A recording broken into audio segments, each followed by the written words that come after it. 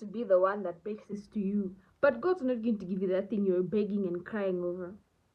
Uh, believe me, believe me, he's, he's not going to give you that thing.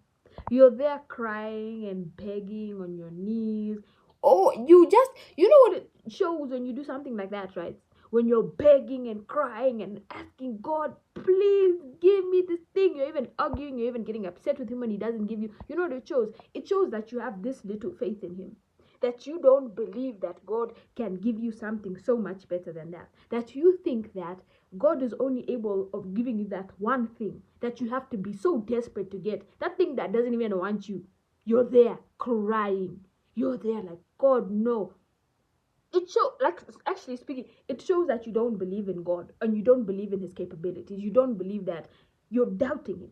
Because if you genuinely believed in God, you'd know that God's not going to give you something that's going to go against you. He's not going to give you something that, like, he wants the best for you. And the thing that you think is like you see something like that, and God has something for you which is like this, right? But until you stop begging and stop crying and stop pleading and stop having a whole scene, because I used to do that. I'm speaking from experience.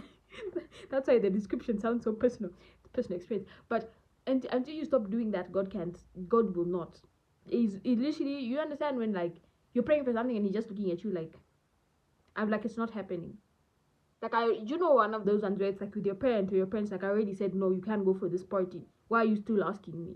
Right? And even if you ask your parents 15 times, you're still not going to this party. So why are you asking me? Right? So it's sort of that same perception where God will just, the same way your parents are gonna wait for you to finish with your whole scene, and then life will go on, right? It's the same way with God, where God's gonna be like, you should, first of all, you shouldn't want something that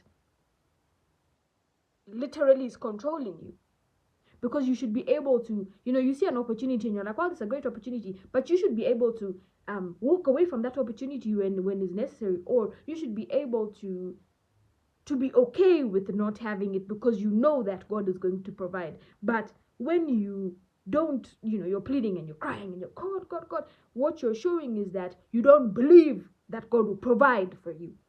Don't believe that God will provide, that Yahweh will provide. You see what I mean? Like, you're completely going against the whole principle, like just the whole principle that God provides for you, and you don't believe that, right? So until you know that and you believe that, he will let you continue crying.